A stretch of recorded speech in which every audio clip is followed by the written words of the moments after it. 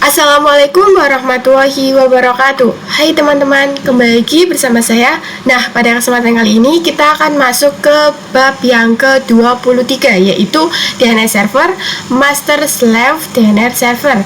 Nah, pada bab ini kita akan pelajari 5 materi, di antaranya yang pertama ada konsep master slave DNS server, kemudian yang kedua ada konfigurasi master DNS server, kemudian yang ketiga ada konfigurasi slave DNS server, kemudian yang keempat ada pengujian master slave DNS server, dan yang kelima ada konfigurasi permanen resolver pada Ubuntu client. Nah, sekarang kita akan masuk ke materi yang pertama, yaitu konsep master slave DNS server. Oke, nah di sini jika kita lihat pada konfigurasi sebelumnya, kita sudah menjadikan server 1 Debian ini sebagai local DNS server yang bersifat master atau bersifat aktif. Oke, di sini kita bisa cek pada server 1 Debiannya dengan cat named.conf.local seperti ini ya teman-teman. Kemudian di sini bisa enter. Nah, oke, di sini kita sudah mendefinisikan sebagai tipe master. Jadi server 1 Debian ini dia local DNS-nya itu bersifat aktif. Nah, jadi di sini ada dua tipe ya, yaitu master dan slave. Nah, di sini kita akan menjadikan server 2 Ubuntu-nya ini bersifat slave atau backup. Jadi ketika nanti server 1 Debian-nya sebagai masternya itu mati, kita masih memiliki slave atau backup yang siap untuk menggantikan server 1 Debian atau masternya sebagai local DNS server. Oke, kita masuk ke materi yang kedua, yaitu konfigurasi master DNS server. Nah, jadi kalau kita ingin membuat backup server atau slave itu, kita juga harus melakukan konfigurasi pada masternya. Jadi kita akan buat masternya ini dapat melempar isinya ke backup server ketika dia mati.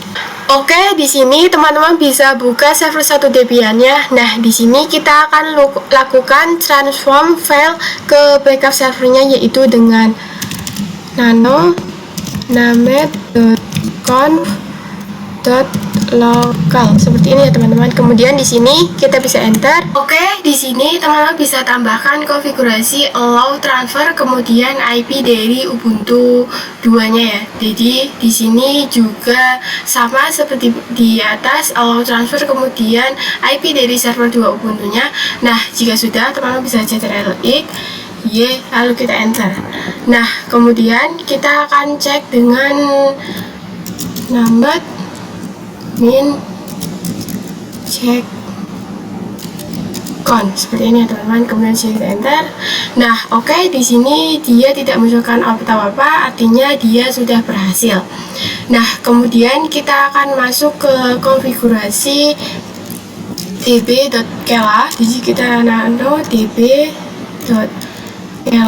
kemudian di sini kita enter. Oke, kemudian di sini teman-teman bisa tambahkan ns2.kela.com, kemudian di sini juga sama ditambahkan ns2, kemudian IP dari server 2 Ubuntu-nya. Nah, kemudian jika sudah, teman-teman bisa ctrl-x lalu kita enter. Oke, kemudian di sini kita akan konfigurasikan di db10-nya nano db.10 seperti ini teman-teman. Kemudian di sini enter. Oke, kemudian di sini teman-teman bisa tambahkan konfigurasi IP dari server 2 Ubuntu-nya, tapi yang belakang saja. Kemudian di sini ns2.kela.com ya teman-teman.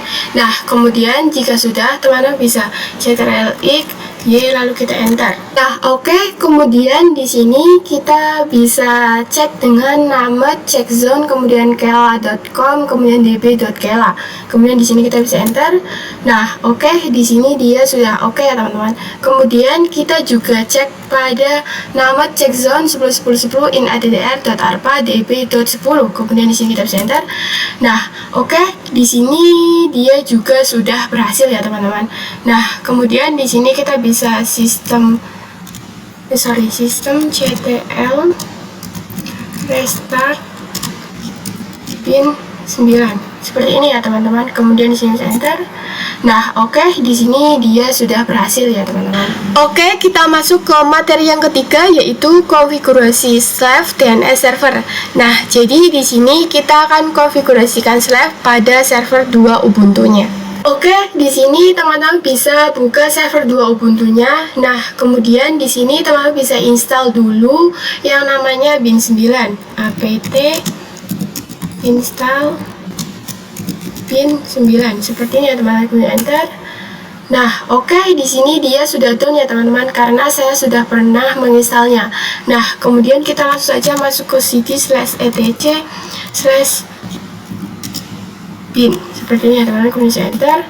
Nah, oke, di sini dia sudah masuk. Kemudian kita langsung saja masuk ke konfigurasinya, yaitu nano.conf.local. Seperti ini ya teman-teman, kemudian enter. Oke, di sini teman-teman bisa konfigurasikan seperti ini. Nah, teman-teman bisa power off terlebih dahulu. Nah, di sini teman-teman bisa, jika sudah, bisa ctrl-x, lalu kita enter. Kemudian kita cek dengan named check on, seperti ini ya teman-teman, kemudian enter. Nah, oke, dia tidak munculkan output apa-apa, artinya dia sudah berhasil. Nah, kemudian kita akan cek dengan cat named.conf.local. Di sini kita bisa enter. Oke, di sini dia sudah mendefinisikan db.kela dan juga db.10. Namun sebelumnya kita sudah pernah Oke, di sini dia sudah mendefinisikan bahwa db.kela dan juga db.10. Namun sebelumnya kita belum pernah membuat db.kela dan juga db.10 di server 2 Ubuntu. Itu tidak apa-apa ya teman-teman, karena kita sudah mengakui bahwa masternya itu berada pada 10.10.10.2 dan masternya sudah mengakui juga bahwa dia akan mentransfer seluruh file DNS server ke Slave server, yaitu server 2 Ubuntu dengan IP 10.10.10.3. Jadi file db.bela db.10 itu juga akan ikut ditransfer dari server 1 Debian ke server 2 Ubuntu-nya. Nah, di sini kita bisa cek dengan, di sini kita bisa sistem ctl restart terlebih dahulu. ctl restart bin 9. Seperti ini ya teman-teman, kemudian enter. Nah, oke, di sini dia sudah bisa. Kemudian di sini kita akan masuk ke cd/var cd/var/cache kemudian /bin. Seperti ini ya teman-teman. Kemudian di sini kita bisa enter. Nah, kemudian di sini kita bisa coba ls. Nah, oke, di sini dia sudah ada db.10 dan juga db.kela. Nah, karena tadi db.10 dan juga db.kela sudah kita definisikan untuk masuk ke user/var/cache/bin. Oke, kita masuk ke materi yang keempat, yaitu pengujian master slave DNS server. Nah, jadi di sini kita akan melakukan pengujian pada Ubuntu client dan kita akan cek apakah server 1 Debian berhasil menjadi master dan Ubuntu server berhasil menjadi slave. Oke, di sini teman-teman bisa buka klien Ubuntu-nya. Nah, kemudian di sini kita akan coba konfigurasikan pada resolve terlebih dahulu dengan nano/etc/resolve.conf. seperti ini ya teman-teman, bisa enter. Nah, oke. Kalau teman-teman ingat sebelumnya, ketika kita ingin konfigurasi resolver itu kita masukkan 2 IP. Yang pertama itu adalah name server 8.8.8.8, kemudian yang kedua adalah 8.8.8.4.4. Nah, 88 ini merupakan masternya ya. Kemudian 88.44 ini sebagai slave atau backupnya. Jadi kalau 88 ini mati, kita masih memiliki 8.8.44. Nah, sama halnya ketika kita juga akan masukkan 2 IP lokal DNS-nya. Jadi di sini kita akan ganti menjadi IP dari server 1 Debian-nya dan juga server 2 Ubuntu-nya di 10.10.10.2, kemudian di bawahnya 10.10.10.3. Nah, seperti ini ya teman-teman. Kemudian di sini kita bisa ctrl X, Y, lalu kita enter. Kemudian di sini kita coba cek dengan dikkela.com. Di sini kita bisa enter. Oke, di sini terlihat bahwa ada dua IP. Yang pertama yaitu IP dari server 1 Debian, yaitu 10.10.10.2. Ini sebagai masternya dengan domain name yaitu ns1kela.com. Kemudian yang kedua yaitu IP dari server 2 Ubuntu-nya, yaitu 10.10.10.3, yaitu yang merupakan backupnya atau slave server dengan domain name yaitu ns2.kela.com. Kemudian di sini untuk web servernya juga masih utuh ya teman-teman, yaitu 10.10.10.4 dengan domain name yaitu kela.com. Nah, untuk melihat mana yang sebagai master dan mana yang sebagai slave itu berada pada server ini ya teman-teman. Nah, yang sebagai master ini yaitu 10.10.10.2, yaitu server 1 Debian-nya. Nah, kemudian bagaimana jika kita ingin menjadikan 10.10.10.3 ini sebagai masternya? Maka kita cukup mematikan server 1 Debian-nya terlebih dahulu. Nah, misalnya di sini saya akan save the machine server 1 Debian-nya ya teman-teman. Di sini kita bisa save the machine. Nah, kemudian pada klien Ubuntu-nya kita coba dik ulang kela.com. Nah, oke, di sini teman-teman bisa lihat di sini sudah berubah ya untuk servernya, yaitu menjadi 10.10.10.3, yang mana ini artinya untuk allow DNS yang menjadi masternya itu adalah IP 10.10.10.3, yaitu slave atau backup dari server 1 Debian-nya. Nah, oke, di sini saya akan coba nyalakan kembali server 1 Debian-nya. Oke, di sini kita coba sistem restart terlebih dahulu pada server 1 Debian-nya, sistem restart bin 9. Kemudian di sini bisa enter. Nah, oke, kita buka kliennya lagi. Lalu di sini kita coba cek lagi pada klien Ubuntu-nya dengan dikkela.com. Di sini bisa enter. Nah, oke, di sini dia sudah berubah lagi ya teman-teman. Untuk masternya kembali menjadi 10.10.10.2.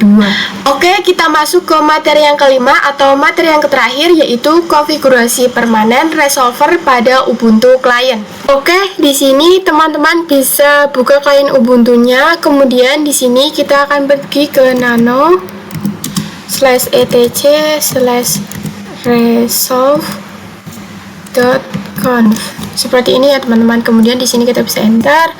Nah, oke, di sini seperti yang kita tahu, kalau klien Ubuntu-nya kita power off, konfigurasi resolve-nya itu akan kembali ke default-nya ya teman-teman. Nah, di sini ketika kita coba IPA,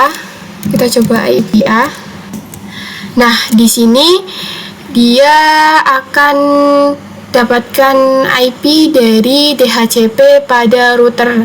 Nah, sama halnya pada konfigurasi resolver atau DNS itu merupakan pemberian atau DHCP dari routernya, karena defaultnya ini resolver tidak ada. Nah, oke, di sini kita akan coba disable enable interface-nya. Di sini kita coba pergi ke setting. Nah, kemudian di sini kita disable enable interface-nya. Kemudian di sini kita close. Lalu kita coba masuk ke resolve-nya lagi. Nah, oke, di sini dia kembali ke default-nya ya teman-teman. Nah, kalau kita ingin lakukan konfigurasi resolver secara permanen, maka kita akan melakukan konfigurasi DHCP pada routernya. Nah, oke, di sini teman-teman bisa buka router Debian-nya, lalu kita bisa masuk ke konfigurasinya, yaitu nano/ dhcp/dhcpt.conf. Seperti ini ya teman-teman. Kemudian sini bisa enter. Nah, oke, di sini teman-teman bisa scroll ke bawah, lalu kita ubah pada option domain name. Di sini kita bisa ubah menjadi IP dari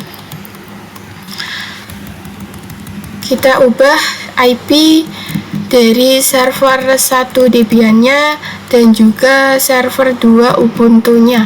Di sini 10.10.2 kemudian koma lalu 10.10.10.3 seperti ini ya teman-teman. Nah, di sini teman-teman bisa ctrl-x lalu kita enter, kemudian sistem ctl restart isc, kemudian dhcp min server. Di sini kita enter. Oke, di sini saya akan coba disable enable interface-nya lagi. Di sini kita pergi ke settings. Oke, di sini teman-teman bisa disable enable interface-nya. Lalu di sini kita pergi ke settings. Oke, di sini dia DNS-nya sudah tercantum ya teman-teman, yaitu IP dari server 1 Debian-nya dan juga IP dari server 2 Ubuntu-nya. Nah, di sini kita bisa keluar. Lalu di sini kita akan coba cek pada dickela.com. Di sini kita bisa enter. Oke, di sini karena dia langsung didefinisikan pada lokal DNS-nya, maka dia tidak menunjukkan mana yang master, tapi dia langsung ke jawaban dari apa yang kita ingin request, yaitu 10.10.10.4 atau kela.com. Oke, mungkin itu saja materi yang bisa saya sampaikan. Untuk kurang lebihnya mohon maaf. Wassalamualaikum warahmatullahi wabarakatuh.